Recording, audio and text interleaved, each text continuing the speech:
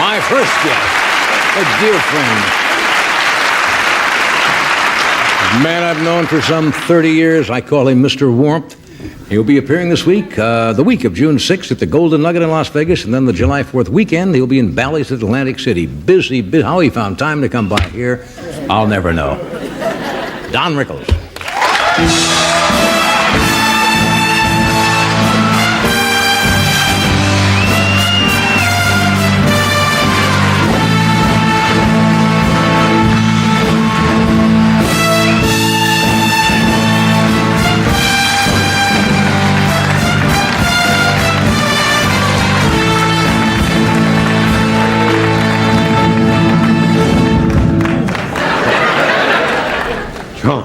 Don, are you the governor of Guam?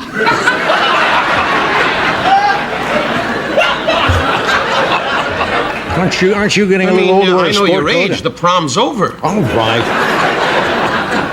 I mean, it's summer. It's summer. I know, but you're dressing like some Chinese yo-yo or something. You look like Hong Kong Charlie. Hong Kong Charlie. How you feeling, Ed? Very good, Don. Keep your name alive. Great. Thank you. You got heavy stuff going, but you're a good guy, and you know I love you, Ed. Thank you, Don. I'll testify to anything. Because I heard the news. You're the new host. I'm so glad. Why? I was backstage. Everybody's packing. It's a year. They got a year yet. Well, Everybody, guys say, what are you doing? I'm getting the hell out of here before he decides to come back. Well, where are you going to work when I leave?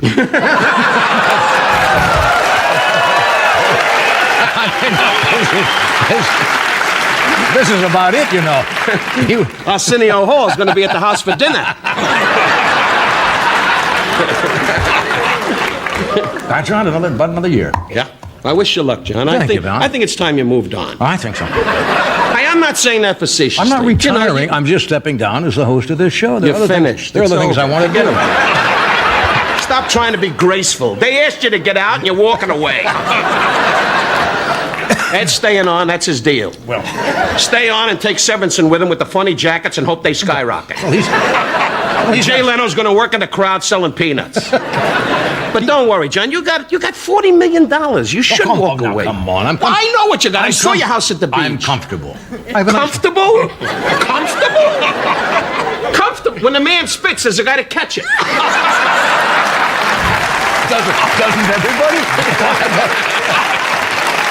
Well, you don't live in East Los Angeles. You're in Beverly Hills. What are you talking about? We have a small little hovel and we keep alive. You know, we don't have what you do. We call you up for dinner once in a while, but you and Alex, you have a place now in Utah or something, right?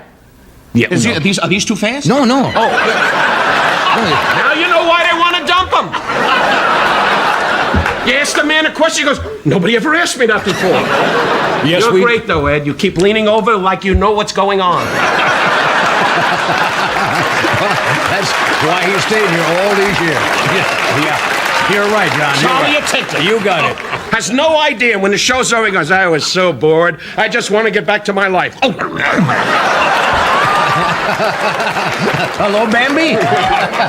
Nah, I kid you, big guy. Have you ever thought now you're getting along in years? Yeah, you're out on the road playing little joints? Not joints. I play nice places. All right. What's that joints? You make it sound like I got a tattoo on my arm with cigarettes under the T-shirt. Well, that's right. Hey, Vinny, you want another shot? But didn't you used to play some of those places? Of course, we all did. No, you came from London. All of a sudden, you're with Alex at the tennis match going, I think it's McEnroe's serve. And I remember you when you sat around with me in New York and went, is it morning? Are you going to start that again? Well, you brought it up. I didn't bring anything up. I didn't say it, you did. All right, now, we're both doing Jack Benny. Why? For God's sake. Okay, they're not dives. You play nice places. Right. Haven't you ever thought saying, hey, that's enough, Barbara? How is Barbara, by the way? Same. I'm sorry.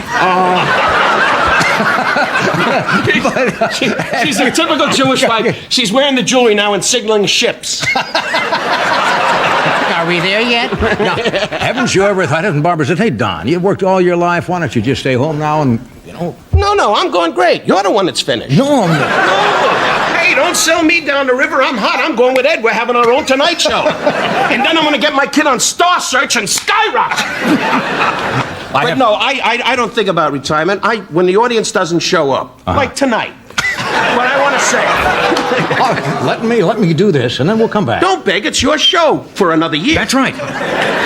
And then that other kid comes in with the funny jaw. Yeah, then you're... We'll be right back.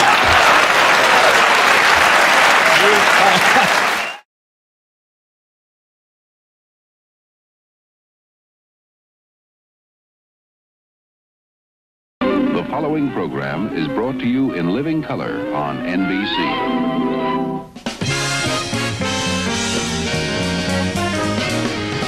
From Hollywood, The Tonight Show, starring Johnny Carson. This is Ed McMahon along with Doc Severinsen and the NBC Orchestra, inviting you to join Johnny and his guests, Vincent Price, Cass Elliot, John O'Banion, antique bike collector Jean Trepanier, and from Washington, D.C., Barbara Howard. And now, here's Johnny.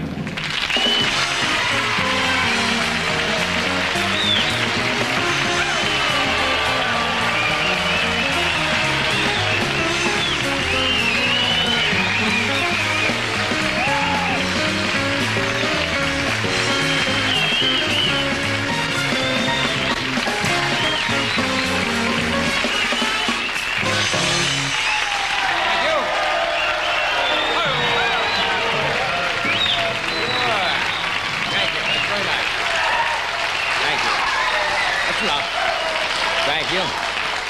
Now, sure. Now, come on. After you get what you want, what happens to me?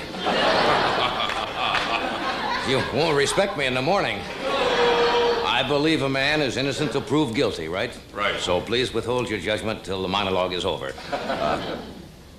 Well, let's see. High star person. See. Tutti frutti or vanilla? You look like the roommate from The Man from Glad.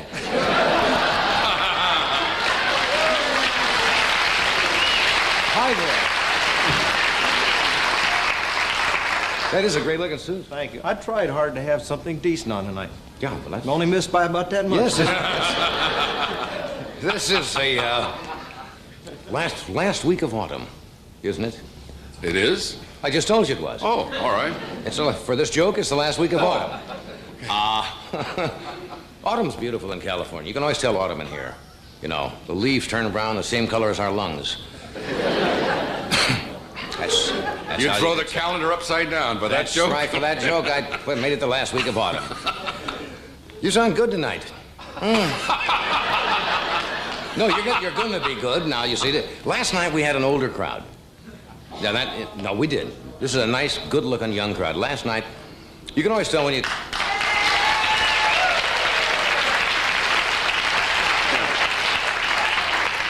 You bought that, huh? No, I'm serious. You can always tell when you have an old crowd. We came out last night, there were a row of people sitting with those buttons. Said prostate power.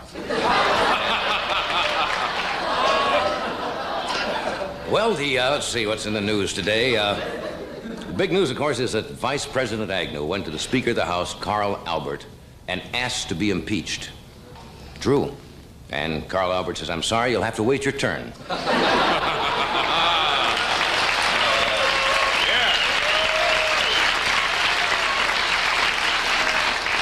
I think we should mention that tonight starts the first night of the Jewish New Year, Rosh Hashanah, which is, yes, it does. And so, Happy New Year to all of our friends. President Nixon celebrated the Jewish New Year by sending a card to Archibald Cox, the prosecutor, said, let my people go. That's what he did. You know, every year, at this time of year, Ed tells people he's Jewish so he can celebrate. He doesn't care whose New Year is celebrating. Every February, he puts a rubber band around his forehead and tells people he's Chinese. Just so he can go out. It's what you do. I do, yes. Yeah. I am not Jewish, but I did make a New Year's resolution.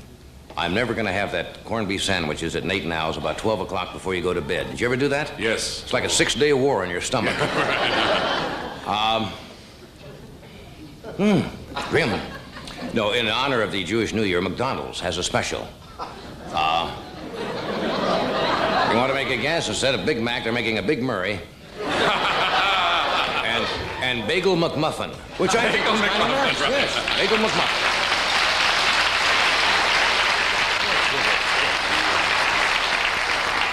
Isn't it nice the astronauts are back? They're all back safe. And they set all kinds of records up there. Most time in space, most time on the spacewalk, most pictures ever taken of the sun, most glasses of Tang without spitting up. That's one of the records. Remember how everybody is so blasé about the space shots nowadays? How many of you saw the recovery? Yeah, you see? A few years ago, the networks would interrupt, 10 hours before splashdown, cover all of that, right? None other 10 hours afterwards. This time, right in the middle of the splashdown, NBC interrupted to cover Yule Gibbons spitting up a petunia. No, they've been gone almost 2 months, wasn't it? Yeah.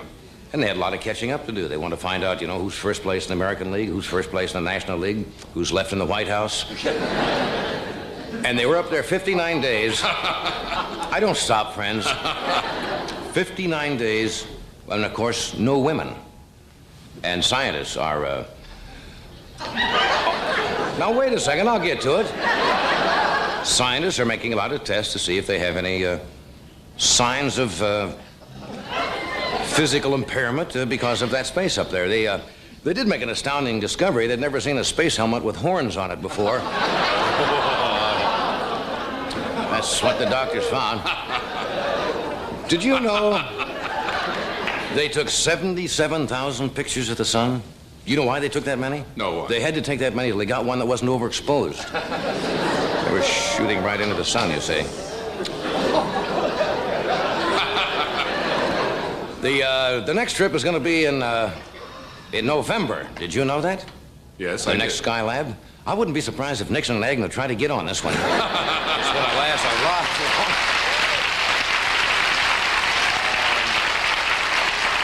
What do you think? Here in Los Angeles and in New York and a lot of the major cities, they have 7 different television channels, plus UHF. Did you know one of the movies that was opposite us in Los Angeles last night on our show? I think on Channel 9. Bonzo Goes to College. Uh-oh. Now, if you remember those pictures, the Bonzo pictures, Bonzo was a chimpanzee, right? And they had things like Bedtime for Bonzo, Bonzo Goes to College, and all of those Bonzo pictures were directed by the producer of The Tonight Show, Mr. Freddie de Cordova. Yeah. And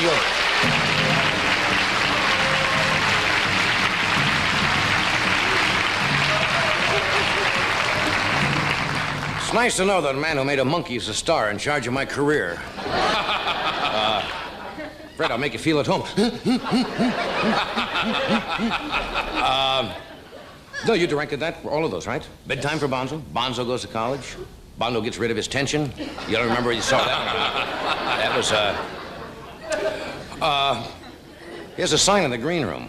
It says, please do not feed the guests. You see how that hangs on when you make those pictures? That's what he did.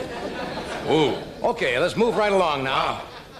No, we do have a exciting show tonight, don't we? Yes, we do. Did you tell him who's on? Yes, I did. We have Cass Elliott with us tonight, Vincent Price, John O'Banion, a young lady with some interesting, I want to get her name right, Trepanier, I believe is the way she pronounces her name, with some antique bicycles, an authoress, or author, and what would she prefer? We'll find out. Barbara Hauer, who has a book called Laughing All the Way, which is about the inside things that are happening in Washington, or have happened there, or will happen. Am I leaving something out? No, that's it. Any questions? This meeting is closed. We'll be right back.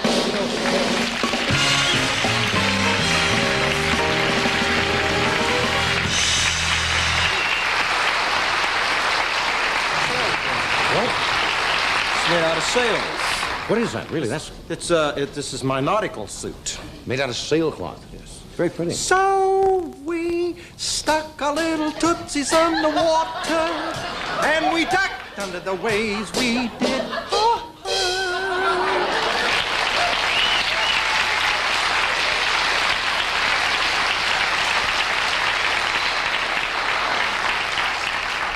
You do sail in a suit like that, don't you? Stick around. We're going to give you some happy new words about Hormel chili.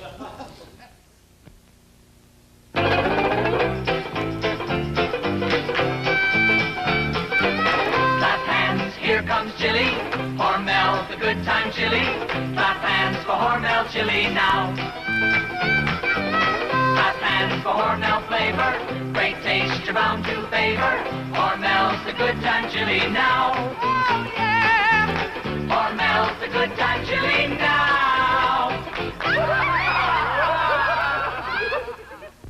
If your lunch doesn't last you the whole day through, I'm Dinny Moore with a great beef stew. It makes a good dinner, but I've got a hunch.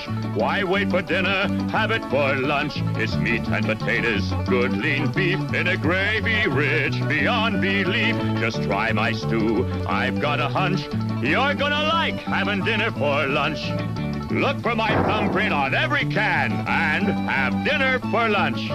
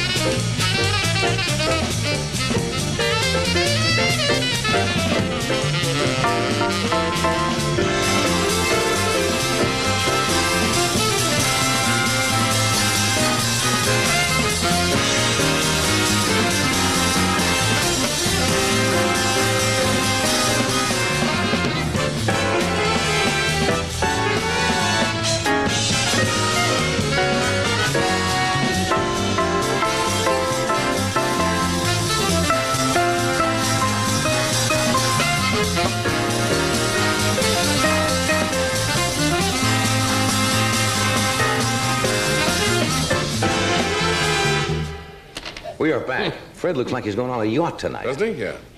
With Doc. With Doc. Sailing. Anything to report at all? Anything happening we should know about? Nothing of importance. Just getting ready for our big show. We should mention that. Yes, we have on Tuesday night, among our guests so far, and usually on the anniversary show, somebody may or may not drop in, but we have Sammy Davis, we have Buddy Hackett, we have Don Rickles, we have Burt Reynolds, and we're going to do a tea time movie, so it should be an exciting night. Great. We hope you're with us. We have a young lady, and I believe her husband is also with her tonight. Her name is Jeannie Trapanier, and they have the largest private collection of antique bicycles in the country. Now, I bet you didn't know that, did you? I didn't know it until just this second. Well? But how interesting. Well, it is. Somebody bothers. I mean, I'm serious. It's great that somebody bothers to collect these things. Else, why would we know about it? You certainly haven't saved a bicycle. I do have my bicycle at home. What bicycle? Your little tricycle when you were a kid? I didn't save that one, but I do have a bicycle at home, and I ride frequently. There's been a renaissance in bicycle riding in this country. Oh, yes. Because it's good for you. But that's a new bicycle. That's not your old from Norfolk, Virginia, but no, Norfolk, Nebraska bicycle. I have that one, too. You have that one, too? Yes, I do. Is that the one you have dipped in gold and on the wall? We're going nowhere with this, are we? We're trying to get something going, and we're right in the sprocket hole. See, I tied that in. Anyway, we thought you might enjoy to see some of the bicycles that your ancestors smashed their faces falling off of years ago. Would you welcome Jean Trapanier?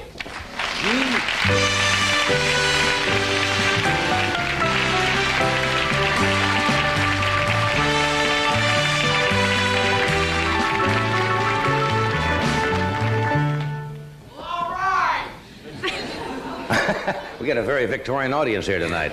That's what they wore, isn't it, when bicycling was an early fashion? Yes, it is. This is a genuine ladies' antique bicycling costume of the 1885 period. 1885? Mm-hmm. Now, when you go out and you ride bicycles, you wear that, or?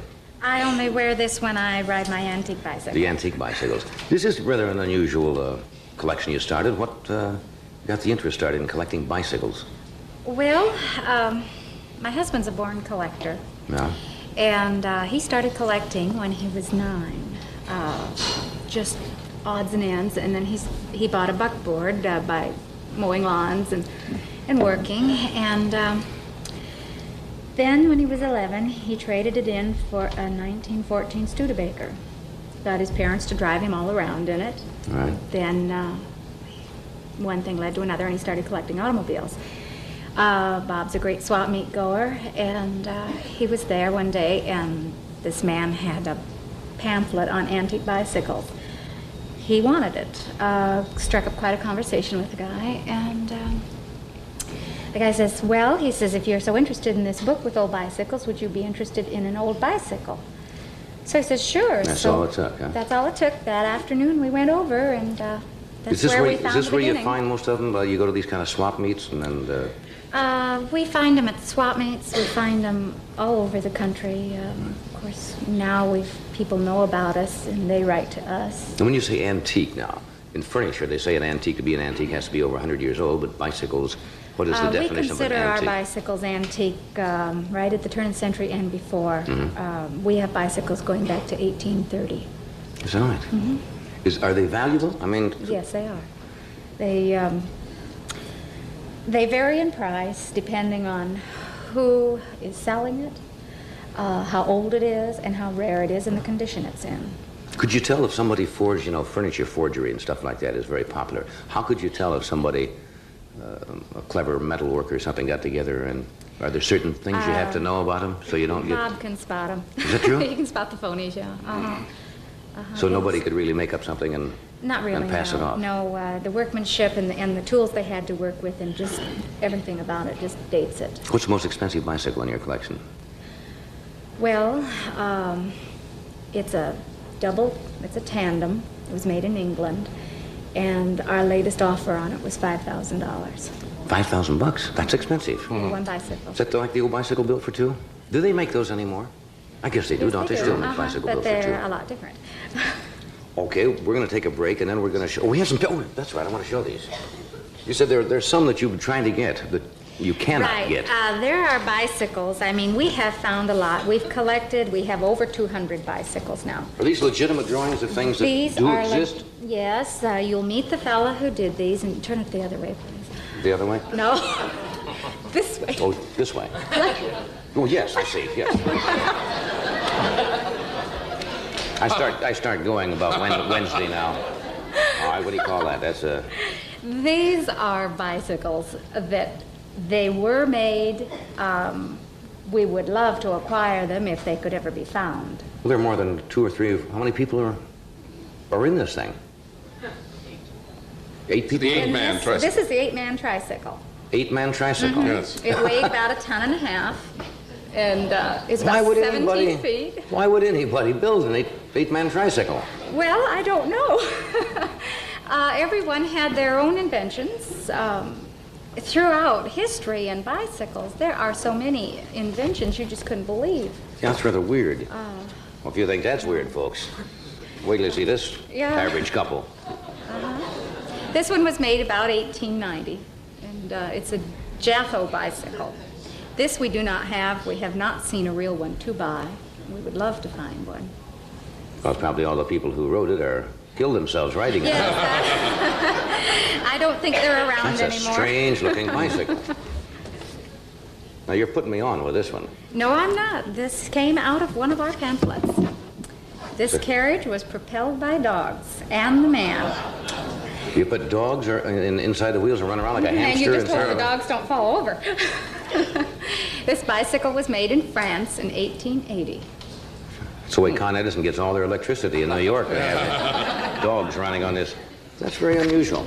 Now, we have some, I saw just before I walked through to come out to do the monologue tonight, it's rather unusual bicycles you have back here. These are all legitimate? They're all legitimate. Every bicycle we own is authentic. We have no and are rideable? Most of them. Most of them. It depends who the rider is. That's what I thought. I knew there was going to be trouble. Right. You're All right. in for it. When we come back, and your husband's with you tonight, No, right? he is not. Oh, do you have somebody who knows how to ride these? Yes, I do. We have Louis Melendez here this evening. He will show how to ride some of these. Johnny Carson will show how to ride some of these. It's going to be Craig's spot. We'll be right back after this message. Drop everything. The Singer Sale-a-thon is on. What's going on here? The Singer Sale-a-thon. Just about everything's on sale. Like these great Singer sewing machines. The only machines with a front drop-in bobbin. This zigzag model is just $79. And this one, with built-in stretch stitches, is now only $135. Wow, that's a steal. Drop everything and come to the Singer Sale-a-thon.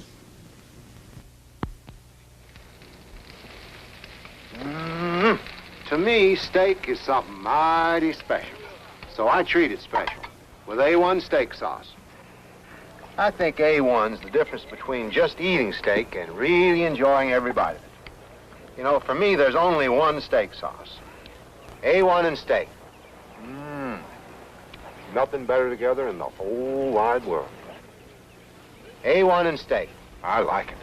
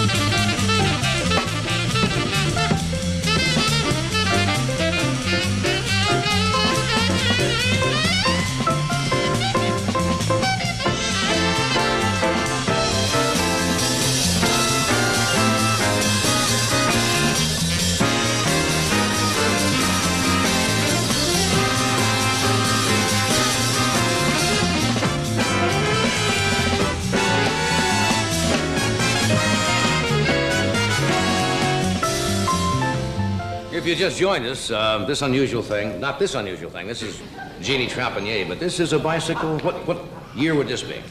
This bicycle is 1885. 1885. It's a ladies' Columbia two-track tricycle. And this is not rebuilt. This is authentic. Can you operate that? I sure can. Steers here, and it's very easy to operate. Is that crazy? Isn't that sweet?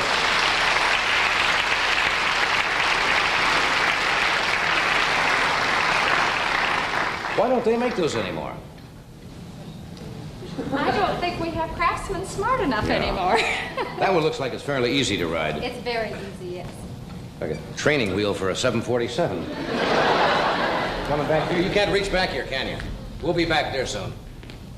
Okay, what are some of the others? Well, I'd like to introduce Lewis to you at this Okay, time. where's Lewis? Lewis will be coming out on his 1885 Columbia High-Wheeler. Good. Oh.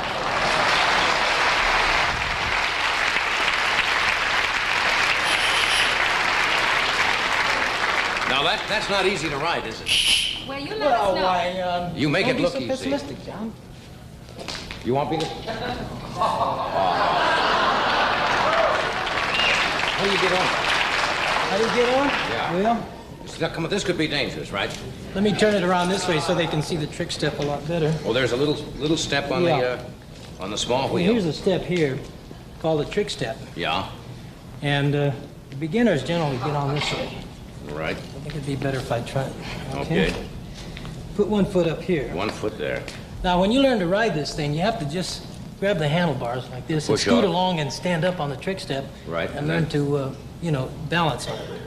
After you've been a little familiar with it, you do something like this. Oh, no, that's...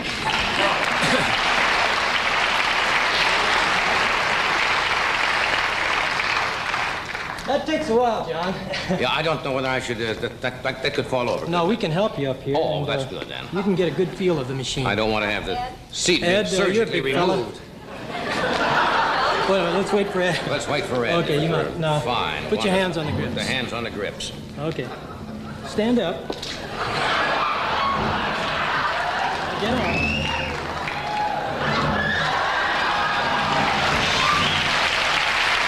Okay, now, put even pressure on the pedals.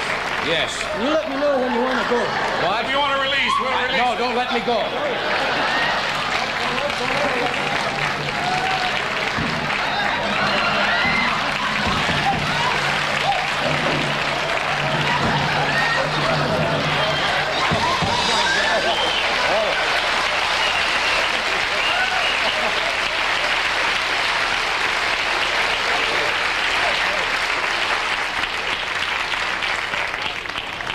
they didn't have a lot of people riding these, did they? Well, I mean, let's be honest now. no, it was generally for the adventurous young man. And I can see that. and That's extremely difficult to get up there. And thank you. It's nice climbing down you. Once you've learned how to ride them, they're no problem at all. They just in France and England, they had the fantastic strange thing about this bicycle is races. it's really deceiving because I make it look so simple sometimes. I get Well, sure. expert bike riders that say, can I ride it? And there is no way they can ride it. This thing will have a tendency to throw you very quickly. I can see that. A header is this way. All you have to do is hit a little small bump with the back wheel. Over And it goes. And you go over. And when you lean with this thing in a turn, you lean in the opposite direction, contrary to your lower bikes of today. I wouldn't have You guessed lean that. with the bike, this one you lean.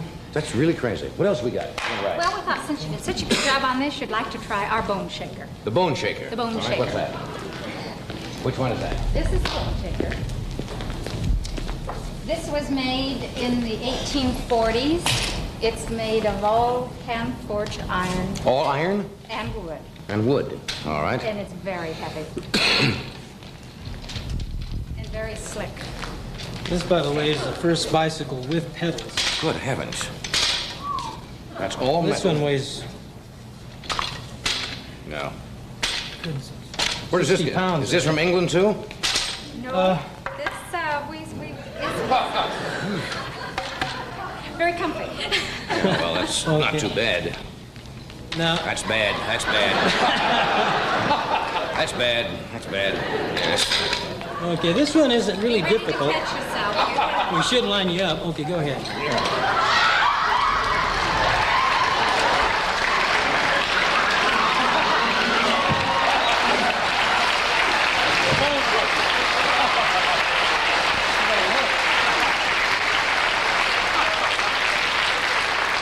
Give me something easy. All right, would you like a partner? Yeah. Ed, Hey, come on. we have a companion bicycle. Right here? Yes. Isn't this sweet? This bicycle you can ride two side by side. How's this going to work with Oops, my handle just came off. our different weights? The weight Ed, makes no excuse me, let me Yeah. take the grips off because they're kind of loose. We don't have them. A person can ride this double, or one can put the seat in the center and ride. Hi, it big single. guy. Hi, fella. You live in the neighborhood? Let's go to Oxnard. No, this. How about our weight? I'm much heavier Makes than no John. difference. There's no difference? My husband is large, and he rides with my little daughter on there. Okay, you all set? Yes, sir. Start pedaling. Okay, Work push off. together. Have you made up your... Another fine to mess help you've me. gotten me into. Teamwork. Well, I was just Have you made trying. up your mind who's going to do the steering now? Yeah, who's going to steer? Who's going to steer? Well, you've been doing it for so long. I'll steer. Okay. This time I'll steer, and then later you could steer.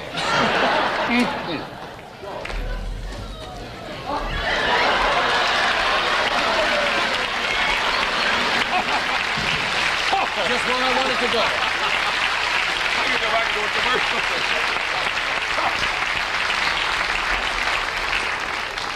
It is crazy. That's really crazy. We You got want another one? something real easy? Yeah. All right, Lou.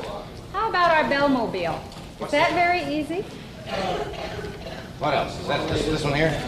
Yes. Well, this looks nice. It's very light. This is a child's tricycle. Well, that's easy. That's. And you can see the principle of the drive. Both treadle and seat propel the bike. Oh ho ho! Aha! You've got to keep your feet moving and then bounce with it. In other words, you don't pedal normally. No, just push back and forth. I'll have to give you a shove to get you right.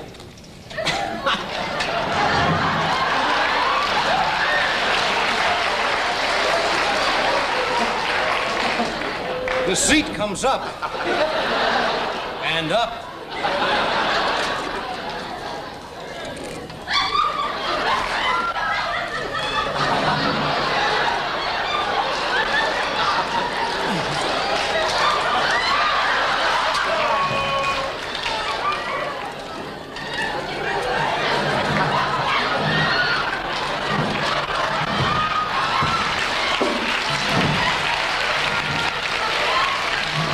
That way, Jack.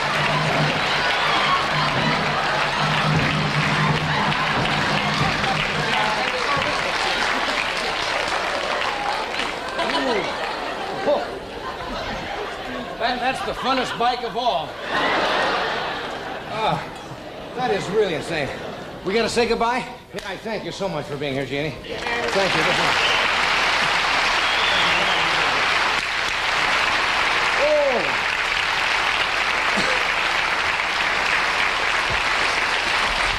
We'll be back. Here's Ed with a word about Alpo.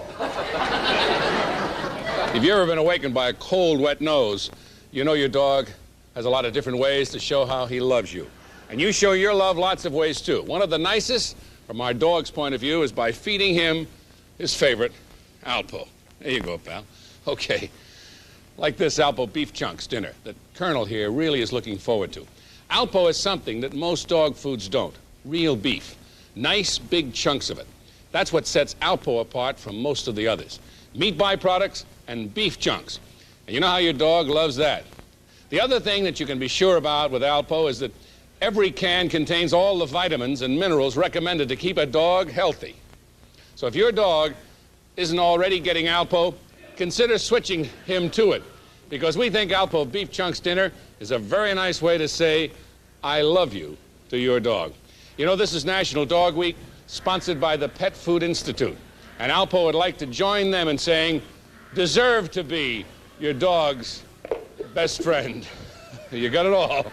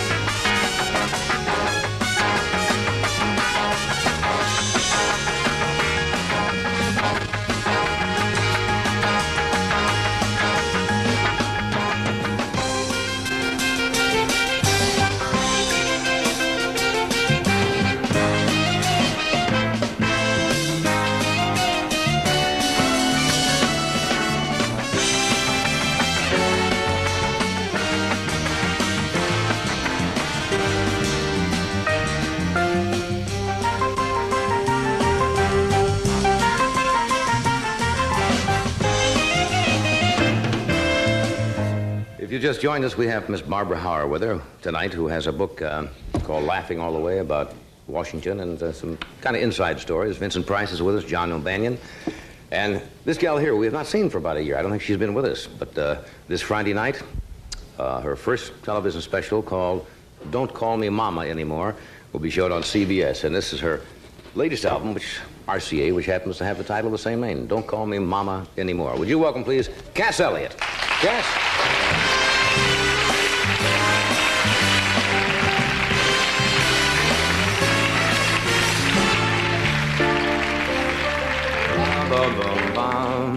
Good evening. All right, I won't call you Mama anymore. I hope not. You give up the Mama Cass Elliot. That's... Yeah, that was I'd like to have it. Some people think my first name is Mama. That was a period in your life, and... Yeah, it's gone now, and I would like to You know, to have a last name like a real person. Like a real bison. Yes, like a real How person. have you been? It's been a long time. Well, one of the reasons it's been a long time is that I fell down in my kitchen and had a football injury. You know, last time I was on the show, we were talking about how I was in love with all those football players. Yeah. So I had to go out and get injured like one so that I could be one of the club. What did you really do? Did you take a I spill? tore all the cartilage in my knee. Just me and every other quarterback. I wish. Yeah, However, did you have to go in and have that? I had surgery done, and I'm sorry. so was I. Yes, of course. Amazingly enough. Because that's smarts. Smarts. And then these guys go back to work, you know, like in 6 weeks. They're back out there, you know. You ought to see what poor Joe Namath goes through before a football game. People would not believe it. Now with the with the shoulder. braces, steel braces on his legs, on his knees, and Not and all fun. I trussed wouldn't up. recommend it if you're looking for a little fun. Sure, go to a drive-in. It's better.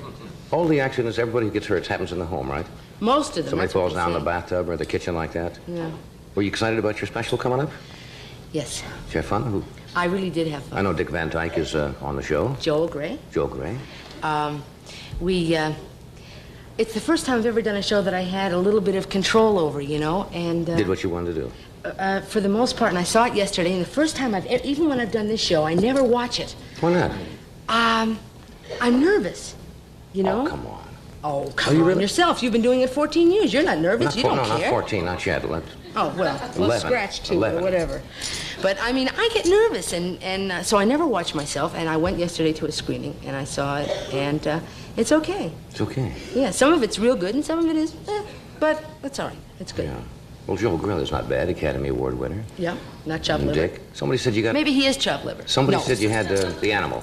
Oh, Gentle Ben. Yeah, now what? Gentle Ben, the bear that was in the... The bear that played Gentle Ben, whose name is actually Bruno. See what happens to Hollywood? They come here right away. It should be get the an other way agent. around. The agent says to the bear, you know... And should be the other way around. The bear's Ben's agent too is a plain. beaver. You didn't know that. Says, why don't you change No, your I've name met to his Gentle agent. Ben? He is a beaver. Yeah. I've met him. Why did you have Gentle Ben on? I don't know. Somebody said it was a good idea. No, He I'm ate a Tootsie serious. Roll. He ate a Tootsie Roll. Of all the guest stars, how did Gentle Ben show up? I don't really know. That's not on there. You're not supposed to ask. Yes, I'm going to ask, yes. Gentle Ben. Well, I don't know. Somebody said... Oh, well, I'll tell you. I wanted a big sports figure on the show. Right. Well, wait a minute. Give me a chance. Because, you know, I love sports. Yeah. Right now, I came on the show one time and said that I was really in love with Jack Snow, and nothing happened. That's You remember right. That. Now, I've sort of got this sexual fantasy about Fred Biletnikoff from the Oakland Raiders. You always go for receivers, don't you? I certainly do. Did you ever not just... And Yes, I'm it's- glad you you're asked in a that. pattern there. And so we couldn't get anybody like that, so we decided to get Secretariat because he's, you know, the horse of the year, and he's a, you know, the horse does not do television. He's a very exclusive horse. He, Probably holding out for his own show or so something. we got, yeah, probably his own Yeah. series. They just walk him around and pay him a lot of money. I imagine they would be scared to take that horse into a building, you know, or anything like that, because if it breaks a leg or something, Yeah, he could hurt it's himself. all over. Yeah, but you know, he don't have to race. He can just for a lot of money. What would you have done if you'd have had the horse on the show? I don't know, actually. You know, after You're getting back to... like this, and it's all over. He counts to three, He's- and Well, he's been offered a lot of money to go to Las Vegas, of all places, to just walk him around on the stage for 15 minutes. He's Are you been offered serious? more than I make in a month. that's incredible. Aren't we in the wrong business? If Just- my legs were just a little longer, I don't know. Just to look at the horse. Just to look at the horse. But he's a great horse. Yeah. He's pretty. Somebody told me you had back in your hometown. They held a day for you. They had Cass Elliott Day in Baltimore, Maryland. Now that's a kick, isn't it? We had a parade. Oh, it's a great kick. We've been preempted in Baltimore. The special is not showing in Baltimore until 5 o'clock the next afternoon. It's been preempted by some other show. I'm really mad about that. Why's that? I don't know why that is. Do It they has have a something- baseball game or something back there that It's day? actually Alistair Cook.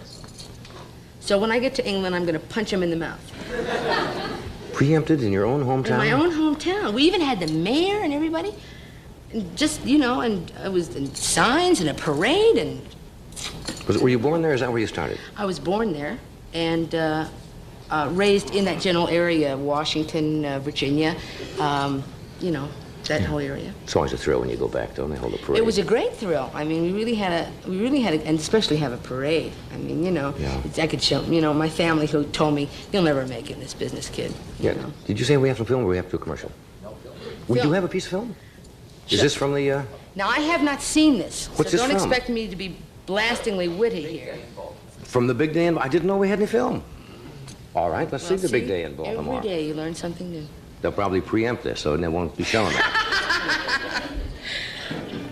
There it is. Isn't she wonderful? Isn't that nice how they did that? They had clowns and everything, and the kids came out on the street. Now, therefore, I, William Donald Schaefer, Mayor of the city, do hereby proclaim August the 15th, I'm getting my high school 1973 as Cass Elliott Day in Baltimore. I never graduated from high school, you see, so they gave me my high Cass, I school want to diploma. give you the biggest key to the city of Baltimore, and Look, there goes the the plate script. down there. There goes my speech. I'm telling you, we're having a real time here. But we're going to get you this key. We're going to get this key to you no matter what. Bring my... He was really wonderful. He really was wonderful. Was that the My mayor? pleasure Yeah, to that's Mayor hand to Schaefer you of that Baltimore. diploma that is 13 years overdue. That's my mom putting the robe on me. Forest Park High School honorary diploma has been awarded to Ellen Naomi Cohen Oops, Cass that's Elliott the real name. on the successful completion of the general curriculum given under the hand of the seal, the city of Baltimore, the 15th day of August, 1973, signed by everyone. I don't... Look at all those folks. Look Can at you that. imagine that? All those folks came right out there. It was wonderful. Thank you. Your honorary guest. Get the cap and... Yes. Oh, about that.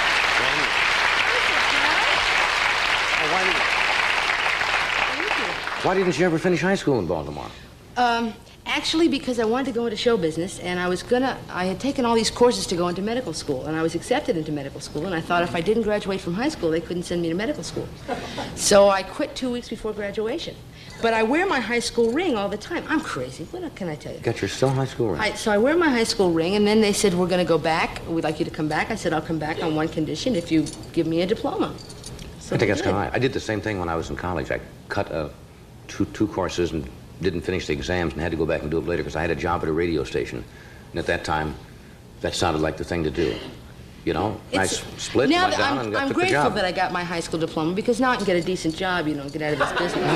That's right. I mean, they tell you can't get a job without a high school I've always wanted to go to high school in those little match folders, you know, where it says, Draw me. draw me or finish high. Learn meat cutting at home is what I want to do. So There's no meat. then you always have a job. We'll be right back after this word from Celanese. Yes, we will. Kitty, Wanda, I just saw my song. Now we can take our show downstairs to Broadway. Oh, that's terrific. Was it the coat song? Sure. Well, let's all sing it together. Okay.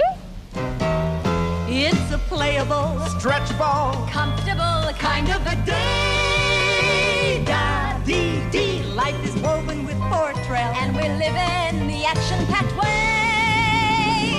Fortrell polyester. It's tailored, trim, and you can bet that the shape you see is the shape you get. Belted, welted, cinched, or trenched. How luxurious, washable, wearable, kind of a danceable, wonderful, wrinkle-free kind of a day.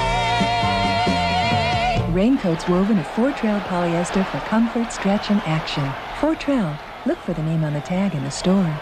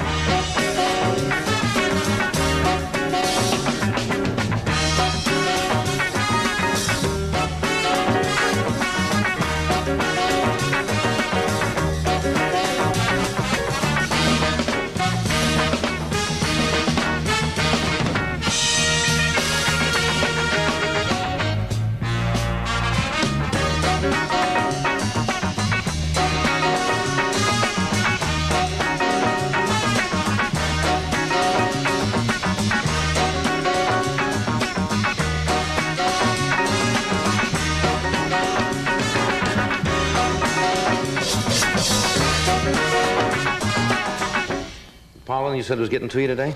Yeah, for like 2 days. It's Yeah. been driving me crazy. It wouldn't affect your singing if you did. Would do a number for us tonight? I would adore to do it. This is your new single, right? Yes. She'll walk to the spot. Thank you.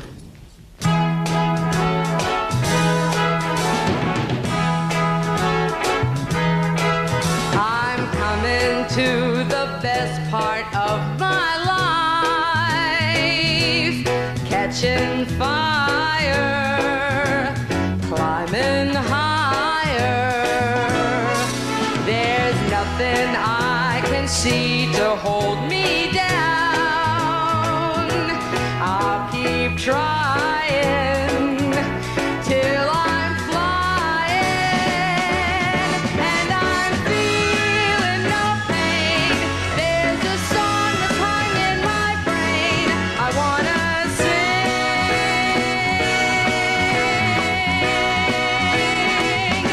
I'm going out of control to the music that's in my soul. I wanna sing.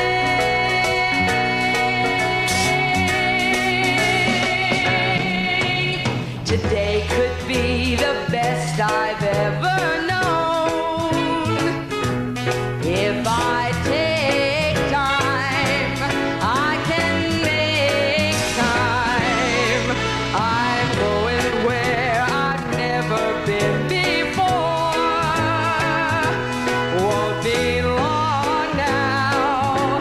I'm getting strong now, and I'm feeling no pain.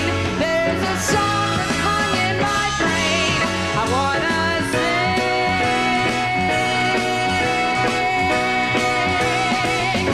I'm going out of control to the music that's in my soul. I wanna sing.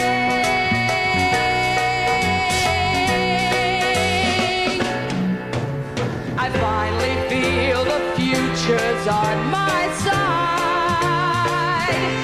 No more blue songs, only new songs. And I'm feeling no pain.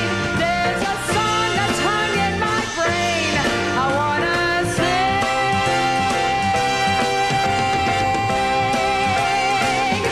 I'm going out of control to the music that's in my soul. I wanna sing.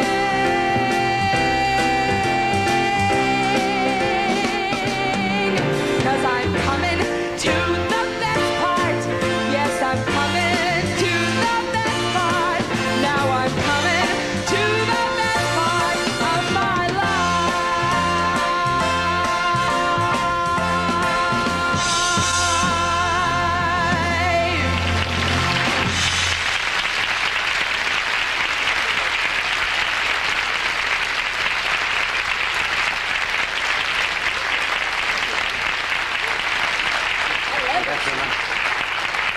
I tell you, that's kind of how I'd not I feel. heard that before, but that's a good song. It's really the way I feel. Things the are best going part. so Everything is- good for me with the special and the new album and everything. Yeah, that's great. That I'm real excited. Did you ever have a period in your life where it was the other way, where you said, Yeah, forget it? yesterday was grim. Moody, huh? Oh, and my nose was Hey, thanks for doing that. That's nice. Hope it's Yeah, it was big fun. for you. We'll return in a moment. We have a word from General Foods, and then Vincent Price will join us, John O'Banion, and Barbara Hauer. This is part of my work. With a PhD in biology, I teach and do research in immunology. As a mother, I also try to do a little research before I buy anything for my family. But I must admit, my boys were the ones who introduced me to Tang. They wanted it because they loved the way Tang tastes. And when I saw all the vitamin C it contained, I had to say, okay. Now Tang fits right into my home. The astronauts aren't the only ones who drink Tang. We Americans love coffee, but coffee can be bitter. Bitter, bitter, bitter. You can even see a bitter cup of coffee on a man's face. To take some of the bitterness out of your life, switch to Sanka brand decaffeinated coffee. When we take out the caffeine, we also take out a lot of the bitterness, leaving just a good, smooth-tasting cup of real coffee. Sanka decaffeinated coffee. If it's less bitter, it's better.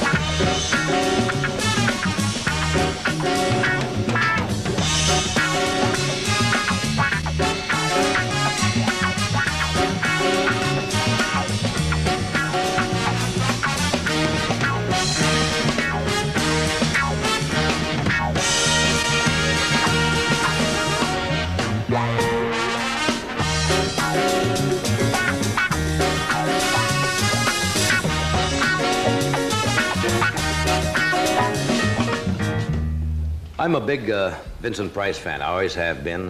He's probably one of the best-known actors, probably in the entire world. And we talked with him the last time he was here about being like stereotyped in movies as always the villain, and been most successful at it.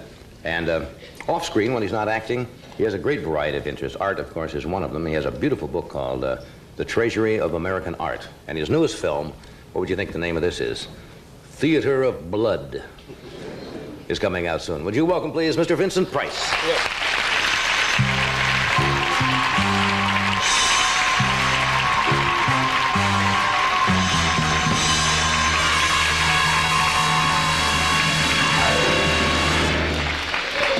Good evening. Do you get that all the time like that's all you've ever done in motion pictures, which it's not? I know, no. But, you know, I was so jealous that you had Cass Elliot Day in Baltimore. I've never had Vincent Price Day in St. Louis. Never? No, they'd probably hang me from the arch. Now, when they hear that, I'll bet you 8 to 5, before the week is out, you'll get a letter saying we want to hold a Vincent Price Day in St. Louis. I saw you the other night talking about typecasting. It was a Western. Yeah. You played a feudal land baron. Remember that picture? Dragonwick. Yes. Yeah, it was a good picture. Yeah, it was a good picture. Yeah. And you were nasty and mean and evil. But lovable. But Johnny. cute. Sweet. I always feel I get the dirty end of the stick, if you'll pardon the expression. No, I think, we talked about this once on the show. I think the type of thing, and you love doing them. Yeah, they're great You love fun doing to do. those. It's like because everybody loves the horror stories and the mystery stuff. And they're timeless. Yeah. They're not dated at all, right? Well, you know, you get to play such different kinds of parts. I mean, the hero is so dull. You know what I mean, huh? Yeah, the good guy is always... Yeah, but the hero's usually a fairly dull, straightforward guy. He's got to be good. But in Theater of Blood, for instance, I play 8 Shakespearean parts. Now, I'm an old Shakespearean ham actor, and I don't win the Critics' Circle Award. So, to get even with them, I kill off all the critics. One by one. Yeah, but the lovely thing was, you know, that when the English actors read the plot of the picture, they all wanted to be in it. Right. And so we have 12 of the best actors in England. Robert Morley and Dennis Price and Diana Rigg and Coral Brown. Fantastic people in it. And I knock them all off. And go around one by one. Yeah, one by one. Each one according to a play in Shakespeare. Now, that's really a kind of a tour de force for an actor to be able to do something like that. Do people, when they meet you, I heard you talking to a couple of the fellows in the hall, I was in the makeup room, tend to associate with you all the time, or to frighten people? Karloff used to get that question all the time, and he was a gentle, kind man, was a lovely, quiet man. A very you know. sweet man. I had a wonderful thing happen the other day in an airport. I was sitting minding my own business, and this girl came up to me and she said, "You're not, are you?" And I said, "I'm not who?" And she said, "Boris Karloff." And I said, "No." I said, she said, "You're not Boris Karloff?" And I said, "No, he's dead." And she looked at me and said, "He is," and walked away. Never asked who you were? Never asked who I was at all. Not exactly an ego builder, is it? It's one of the most humiliating things that has ever happened to me. He is, and she just split. Just went away. Didn't have the slightest idea who I was. She knew I wasn't Peter Lorre because he was short. Right. I wish we had that film clip. I think we talked about it one night on the show.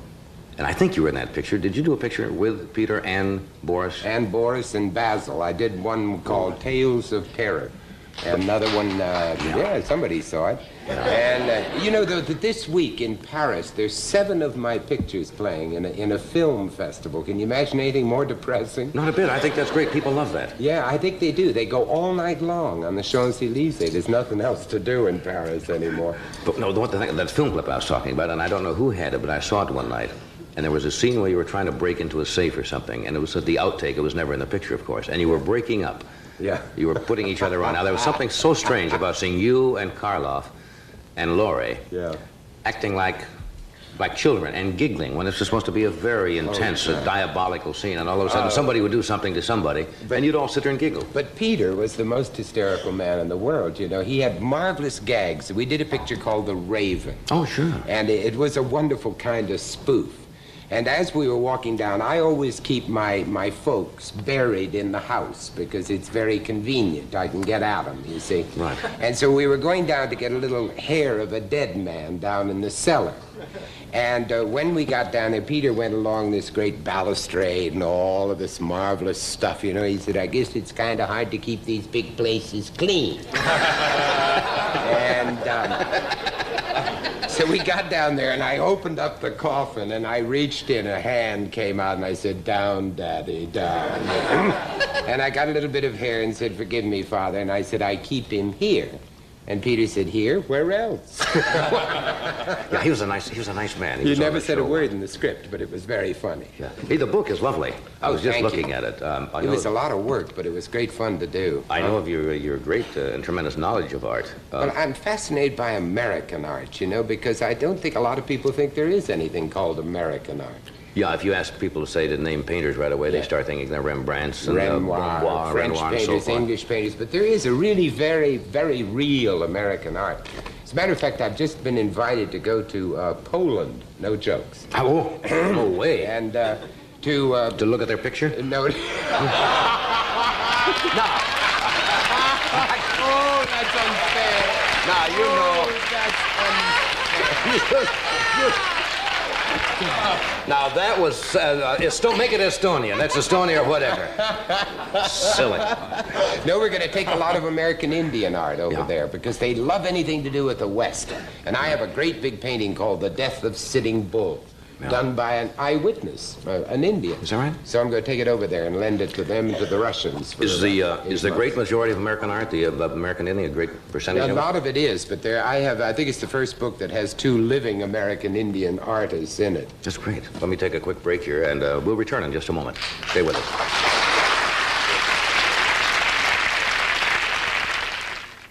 Scott's Liquid Gold has the perfect answer. Their new countertop and stainless steel cleaner. Just spray it on, wipe it dry.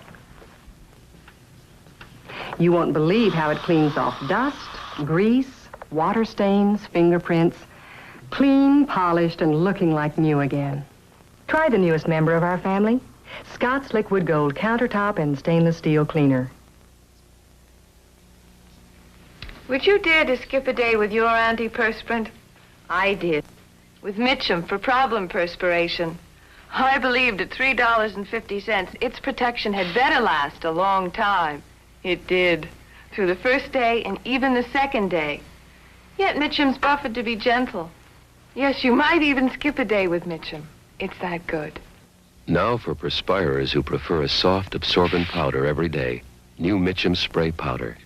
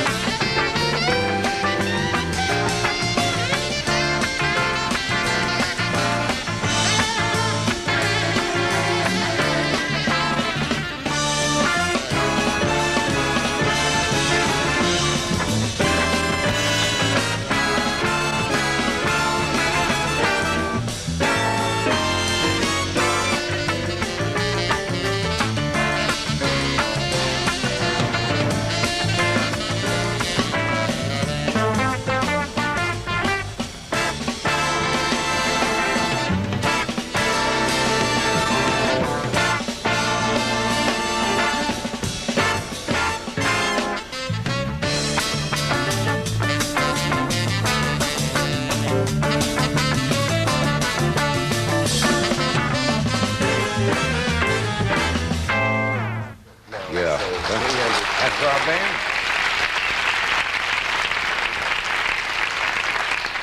I was just looking through this Treasury of American Art. It's really a lovely book with the reproductions and everything. You know, usually when you say art, a lot of people get panicked because a lot of people aren't educated about art, and there seems to be almost a revival, at least in this country, of now people becoming conscious of paintings and wanting to have them and enjoy them in their home. And yet people get very scared when they go into a gallery sometimes. Kind of uptight about it, yeah. Like if something is expensive, that makes it good. But all the publicity about art today is about how much it costs, you know, not how good it is. And I think it's frightened a lot of people away from it. Right. And it really is something that we should have around and enjoy instead of all of that ersatz junk that's sent over from Europe. Yeah. There are also art snobs, too, aren't there? Like there are wine snobs. In other words, a painting is only good if it's of Lamenck, something hanging on the wall. Of the blue period or something. Yes. Yeah. And the painting itself can be something that you wouldn't want to live with. No. And yet if you have it in your house, you have to live with it. What about people, you can rent paintings. Oh, yeah, Most people don't know great this. idea. Museums you can rent paintings. You can rent a $50,000 or $100,000 Van Gogh or Sicily or something like that and hang it on the wall. You get a guard that lives in. Yeah, it lives in with a gun. But that's kind of impressive. You're just going to have the neighbors over for a night. You know. And you go down and hang a Rembrandt on the wall just for the night. One of the first parties I ever went to Hollywood, it was a great big movie mogul. And he had all these wonderful paintings in the house, and they were all rented for the night. Really? Yeah. I wonder what if he had another party the next night. There weren't that many pictures in Hollywood. They're all gone. Yeah. So I had a bad day at the track, and you cash it all in. You paint at all? Nope, don't. Did you ever try? Yes, I tried and found out I had no talent. How long did it take you before? Everybody Before I says found anybody out? can paint, and that's not true. Everybody can't paint, obviously. No, you can't paint. It takes a lot of work to paint. You know, it really takes a tremendous talent. I studied all about it, but I have no talent. No. So I just quit and decided to be a good audience for it. Because Makes sense. without them, you ain't got no show. That's for sure. Most people should start, I suppose, if you start with oils, because you can change as you go along, right? Yeah, yeah. And fool around. It's good therapy, though. Want to do this, and then John, and then Barbara? Fred? Yeah. Fred's watching Bedtime for Bonzo on the other channel. We'll take a break. Stay right with us. We shall be right back.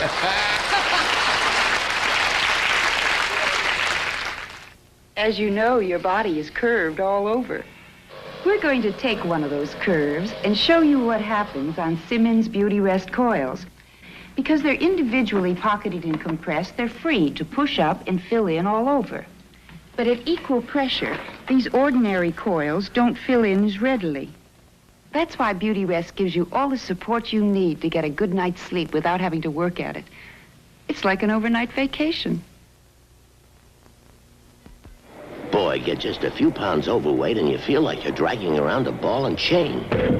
The whole world feels uncomfortable. You don't make those graceful moves like you used to. And the fact that you aren't the only one doesn't make it any better. Let the Special K breakfast help you. It tastes great, but it's less than 240 calories, 99% fat-free. If you exercise and eat this smart at every meal, you could lose that extra weight. And the Special K breakfast is a great start.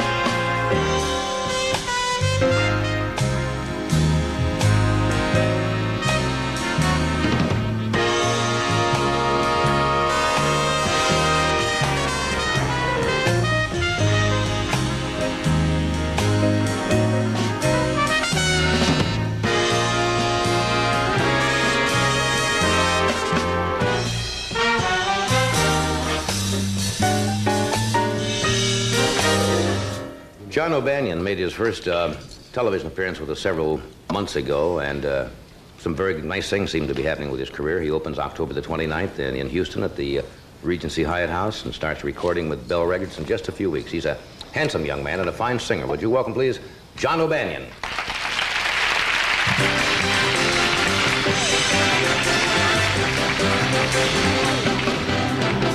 Everything has its season, everything has its time.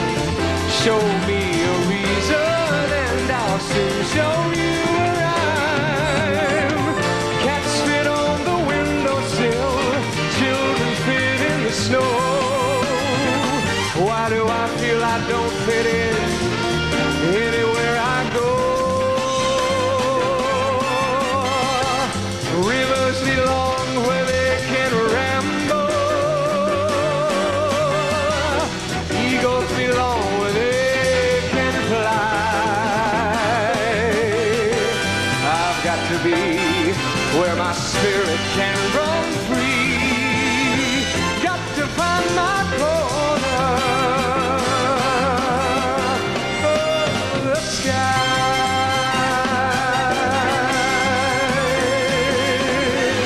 Every man has his daydreams, every man has his goal. People like the way dreams have us sticking to the soul. Rain comes after thunder, winter comes after fall. Sometimes I think I'm not after anything at all. Yeah, rivers below where they can ramble. Eagles belong where they can fly. I've got to be where my spirit can run free. Got to find my corner of the sky.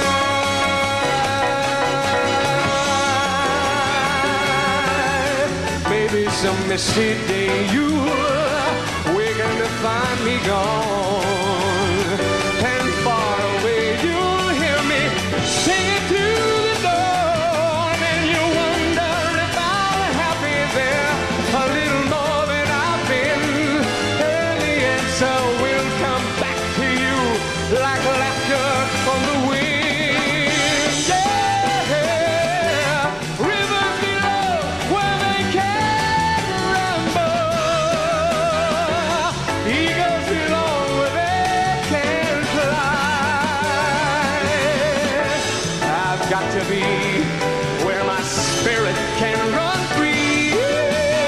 Got to find my corner, my little corner, my little corner of the sky.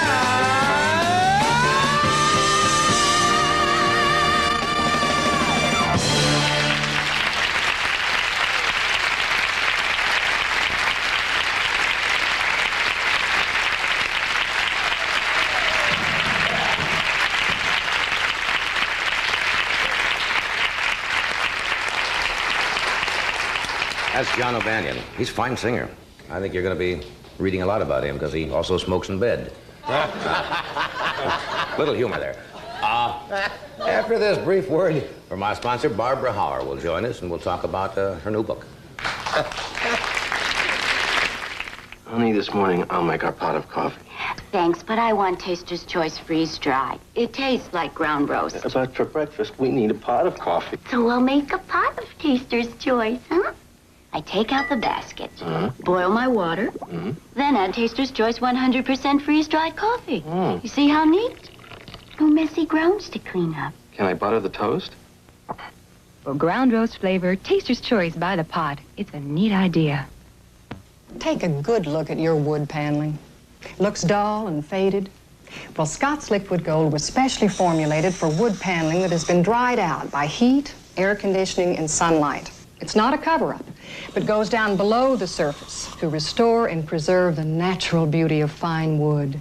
Liquid Gold cleans away dirt and helps hide scratches and water stains. Remember, for best results, don't use wax after using Liquid Gold. Use Liquid Gold regularly, in aerosol or liquid.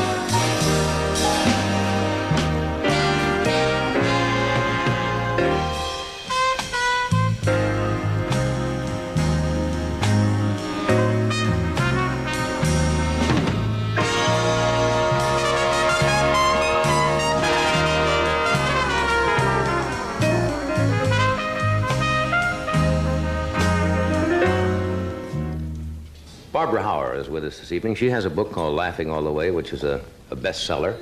It's about Washington and memoirs and anecdotes delivered with the kind of candor that's become her trademark. And we're very happy she could fly in to be with us tonight. Would you welcome, please, Barbara Hauer.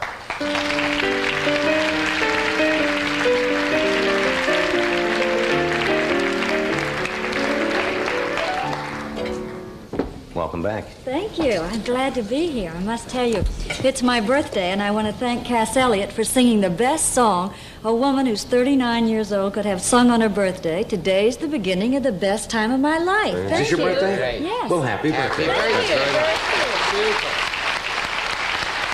And you gave your age. I gave my And you age. gave your age. Well, why not, You're Johnny? I've absolutely always right. wanted to be Jack Benny's age on the Johnny Carson show. Well, I'll tell you, you're a striking-looking 39. Thank you, really very are. much. I wonder why women always feel they're not supposed to tell their age, that we're supposed to be obsolete like a washing machine when we get to be a certain mellowness. I'm not so certain I'll feel so good about saying it when I'm 40, but right now at 39, it is the beginning of the best time of my life. I think if you're going I to lie hope. about your age, you should always say that you're older. Because then everybody says, like, I'm 32. I was 32 Wednesday. And I think if anybody asks my age, I say, oh, I'm 35. And people say, why, my goodness, you look so young. You were working at the reverse business, huh? Just add a few years. Absolutely. Last time, I enjoyed your book, first of all. And many people, you know, when a book comes out, normally look in the back to see. I'm sure they did this in Washington because many times they list the names of people or events alphabetically. So everybody turns to the back to see if their name is mentioned in the book, right? Right. But you don't have that, so I had to read the whole book to see if I was in it. And I was in the book. And I got the feeling, it was just a small little mention, but when you were here on the show some years ago, you said, now maybe I'm getting this out of context and you can correct me, that you thought I didn't like you, or something like that. I think at that time, Johnny, I didn't particularly like myself, and I think that I did not behave on the air with any essence of professionalness, or let me put it this way, I was simply terrified, and I made something of a fool of myself, and I don't think you like me, and I wouldn't have liked me either if I'd been sitting in your chair. Like me tonight, I'm going to be a lot nicer. Okay, I like you. I like you. It's your birthday, too. The book is fascinating. Have you got any flack from it at all? Are people unhappy? Well, I think that there has been some flack from it. Anytime you write a book that's candid, that throws a little much-needed light on the shenanigans of power and politicians, there are a lot of people that are not going to like it. But by and large, the people that I really am very hard on, I don't choose to see, nor do they choose to see me. And the rest of the people either take it very much in their stride, or as I say, we don't see one another. The thing about powerful people and politicians is that they're very much like people in show business, only they carry it to a further extreme. They really don't care too much what you say about them as long as you're saying something about them. It's the whole perpetuation of, I'm in there doing something. So I found a lot of people that I was less than kind to coming up and being awfully good to me. It makes me very nervous. Because you made them important enough to include them in the book, and as long as you at least mention them, I think they're afraid I'm going to do a sequel and say something worse, and that's why they're being nice. Politics is, of course, a power game, and I would think one of the toughest jobs in the world would be to be married, the wife of a politician. Do you find that there is a great deal of problems in marriages between powerful political figures and the wife? Well, I think it depends an awful lot on the age of the politician and exactly who the politician is. For instance, my own particular senator, whose birthday is also today, Sam Irving, and his wife have been married longer than, most people ever live. So I think there is no problem in that marriage. She fell in love with those eyebrows. You take the very young politician and his wife. This is not easy because it's a different generation. It's a woman who has come along with some idea that she would like an identity of her own. She would like some autonomy over her life, and in politics you have none. Plus the fact, you remember that in this country where there's so much hypocrisy about the divorce laws, that 2 out of 3 marriages in this country end in divorce, and yet we rarely elect a man who's found that he's made a mistake in his marriage. Right. So when these people get married, they're stuck with each other forever, and I can't imagine anything worse than having to put a good face on a bad marriage. Yes, that's, yes. But you see, politicians' wives have one, I think, terrible disadvantage, is that their husband has to be elected by votes, so they constantly, and I know a few wives who have told me privately without mentioning the parties, if they have to smile and shake hands at one more ladies' tea, where they've invited the women in, and say the right thing at the right time and always be on your behavior, that must be a terribly tough thing to bear, because it directly reflects on And this possibly your husband's election. This is true, and also the ego knows no sex, Right. knows no gender. A woman who's worked going into shopping centers and saying, "Hi, I'm Barbara Howard, my husband's running for office. Can he kiss your foot and get your vote?" She works very hard to get him there. Then when they get there, it's all of a sudden, isn't he the most marvelous savior of all mankind? And she's nothing but the woman who sends out his shirts and brings them back lightly starched so he can stand up there and do this to the crowds. No one wants to be remembered as the wife of the politician or the wife of the man who discovers a cure for cancer. History has no recollection of her. I can frankly think of nothing worse than being a first lady, particularly this first lady. I mean, it must be a very tough time for her. It is. No, I think it's tough for any, but right now, it's got to be a tremendous emotional thing to bear up under what they have to bear. You feel for the families of all of these people. For the first time, I saw that interview the other night with Martha Mitchell, and everybody makes jokes about Martha Mitchell, and she makes jokes about herself in a way, and yet for the first time, I felt I almost cried out for her. She looked so harassed and carrying such a weight on her shoulders. Yeah, it did there for the first time. Everything in this woman's life, whether you believe in what she stands for or what her husband stood for, which I assume few do now, you must realize that she has nothing that is hers. It's all fallen apart, right before her very eyes. And this, this is not an easy thing for anyone to take in their stride, much less a woman who has married a man thinking that he is going to make the world a better place in which to live. He gets to Washington, he gets corrupted by power, as power absolutely does corrupt, and she turns around one day and this man she's promised to love, honor, and obey and look up to is being indicted and hauled into this court and smeared over this paper, rightly or wrongly, whether he deserves it or not. Must be awful tough. It's like waking up with a nightmare on your hands. When you say power corrupts, and I don't want to correct you, but it's the misuse of power, really, isn't it? I mean, power doesn't necessarily have to corrupt. Power can be good, but the misuse of the power. I think that that's probably splitting a hair. I think that anyone who gets accustomed to the trappings of great power, like the trappings of great luxury, will bend their integrity awfully much like a pretzel in order to keep that power. As Mr. Mencken says, looking for an honest politician is like looking for an honest burglar. And I believe that there are very few people in the American system that will not twist their integrity in order to keep the trappings of power. And I think that's what we're faced with now. It is a sad commentary, though, isn't it, to say that this is the way it must be. And you hear so many people when you go to parties, and Watergate always comes up.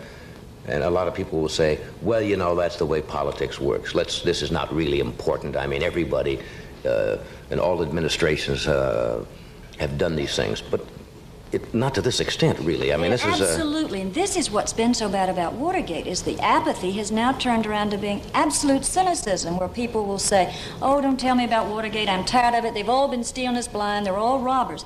This is not so, and the people who are crying and screaming for Watergate to be over should stop and remember that I, at 39, a total product of the American system, believing in the democracy and the Constitution, turn around and say, the most precious thing that I have, my most complete right, is a right to vote in a free election. And those people took that away from me, and they were on their way to stealing away the rest of the government.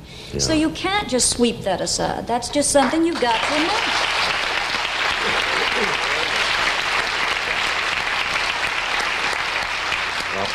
Well, you spend most of your time in Washington now, don't you?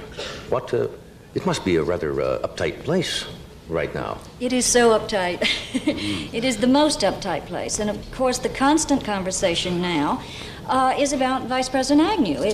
There has been some conversation that this has been created at the Vice President's expense to take a little of the heat off the President in Watergate. But the main topic of conversation is, if the Vice President either steps down voluntarily or he is forced to step down, does a president who may or may not deserve to be impeached, who may or may not be impeached, have the right to choose for us a vice president? And of course, all the wags in Washington say that if the president has a right to select someone to follow in Mr. Agnew's steps, God forbid, that he will choose someone who will be much more lenient if he gets to be president on the people in the Watergate who will be able to be prosecuted when they get out of office. And the rumor is that the person that would be the most kind toward the Nixon crowd, the Watergate crowd, would be John Connally. In other words, they're already looking at this as if a fait accompli. Absolutely. Everyone has an opinion. You go to a cocktail party. Do you want John Connally or don't you? Not do you want scotch, bourbon, or vodka. Do you want John Connally? On the rocks. I never cast a vote for John Connally. I mean, he, to me, has all of Lyndon Johnson's vices and none of his virtues. I have no desire to have John Connally thrust upon me. I mean, does anyone? I wouldn't know. You get invited to many parties down in Washington, Barbara? Not at the Connollys, I would imagine. But I imagine when you do go to parties, and that's where you pick up information and so forth, do people kind of avoid you? Are they a little reluctant to really tell you anything? Well, if they've got something to hide, they're very cautious that they don't get seated next to me at dinner, because I do like to ferret it out, and I would love to come on here and tell it every time I know something, because I believe that a government that's being run properly, that they can discuss what they're doing, and it can be talked about.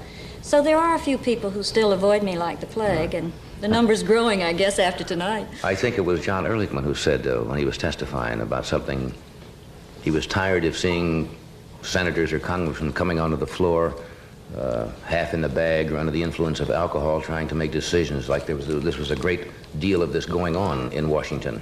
Well, there is any a great validity deal of into it that? going on, but that was one of Mr. Ehrlichman's problems. Every state has the right to select their own congressmen and their own senators. And if the state of Mississippi wants to put a boozer in office, that's that state's business and none of Mr. Ehrlichman's business, and he had no business to peep and pry on him and try to keep him from office. If you want a drink, that's NBC's problem. They put you here. It has nothing to do with Mr. Ehrlichman. We have classes here. Ed goes to them every Saturday night at NBC to talk about this very problem. No, but he left the impression, you're right in what you say, they have elected them, he gave the impression that people were on the floor making decisions, about what affects us in the country, and he thought that was wrong, and people should know about it. Well, I think most people do know about it, particularly the states that send these representatives. There are a lot of congressmen and senators there who chase women. Most of the senators are too old to chase women, but there are some congressmen who do. Is there a lot of hanky-panky? Well, there is a great deal, yes. Well, when you are faced with the burdens of governing or placing a vote that's going to mean something of national importance, I suspect that it gets just as trying and tedious, and you get just as tense as you do doing anything else. So they're only human beings. Politicians are no, deities. They're flesh and blood, just like us. They line up to see Deep Throat, and naturally, if they've got a pretty secretary and a wife who's always nagging them, they're going to do just what any insurance salesman or any talk show commentator or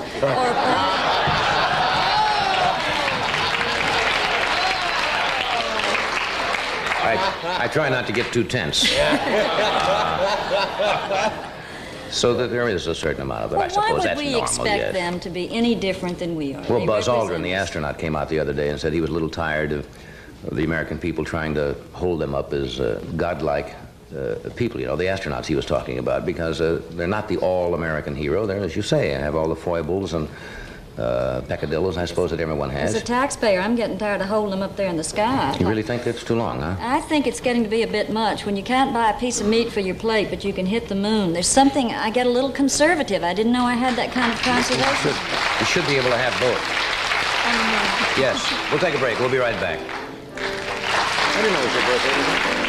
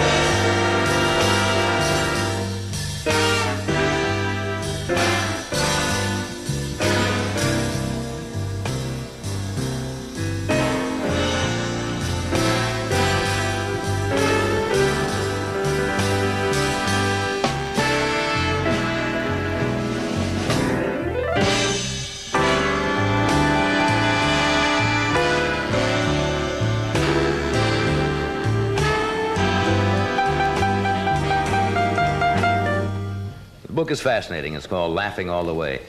Where'd you get that title? From E.E. Cummings. Looking forward into the future and backward into the past, I walk along the highest hills and I laugh about it all the way. What else from Washington can you do but laugh? That's not a bad way to go through life. Keep your sense of humor. Nice to have you with us tonight, Thank Barbara, you. and happy birthday. And Thank Vincent, thank you. And Cass, I thank you. And tomorrow night we have Michael Landon with us, Johnny Mathis, Will Chamberlain is with us tomorrow, and Cheryl Stoppelmore. Thank you. Good night.